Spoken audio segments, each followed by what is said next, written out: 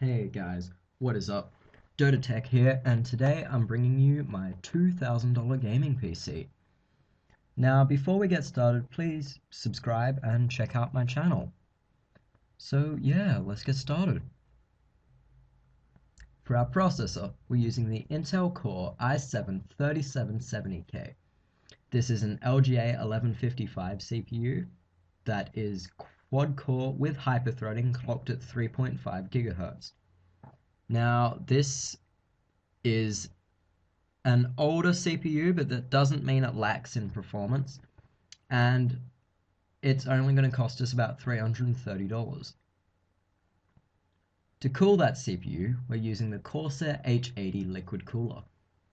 Now, this is a 120mm thick radiator, which includes one fan, and it also includes a fan controller built in onto the CPU block, as you can see there. And it's only going to cost us about $105. For our motherboard, we're using the ASUS P8Z77i Deluxe. This is a mini ITX motherboard which has the LGA 1155 CPU socket, so it's going to hold our CPU just fine. It's got two 240-pin RAM slots, so it's going to hold our RAM fine. It's got Wi-Fi and WiDi built in, as you can see just next to the ASUS logo. There, it has the Wi-Fi chip. It's got PCI Express 3.0 and it's also got USB 3.0. And it's only going to cost us about $185. For memory, we're using Corsair Vengeance Pro. Now this is 16 gigabytes of DDR3 memory clocked at 1600 megahertz.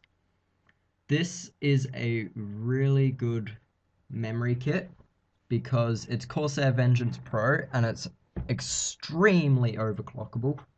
And with our motherboard, we're going to get, I would say, at least 2600 megahertz. But if you're not that great at overclocking or you're inexperienced with overclocking, you can just leave it at the 1600 megahertz it's clocked at. And this memory is only going to cost us about $145. For an SSD, we're using the Intel 335 series SSD. Now, this is a 240 gig drive and it's SATA 3, so you're going to get full 6 gigabits per second, and it's only a 2.5 inch, and it's also got no moving parts, so you can basically grab some double-sided tape or some Velcro and stick it anywhere. And this drive is only going to cost us about $230.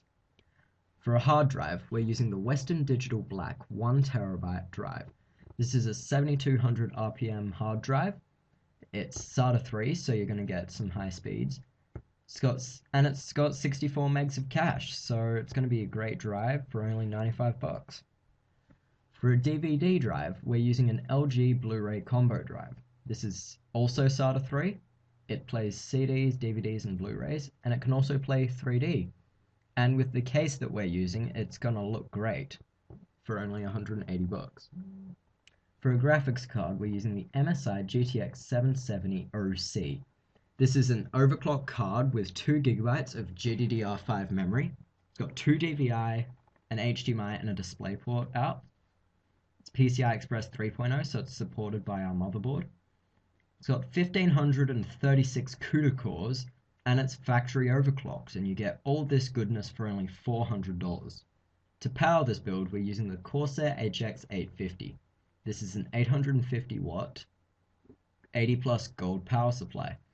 And as you can see, it's semi-modular, which means that your 24-pin main motherboard connector and your 8-pin CPU connector and maybe a few other connectors are already attached to the power supply, but anything else like SATA, Molex, and anything like that is modular, so you won't have all these ugly cables everywhere.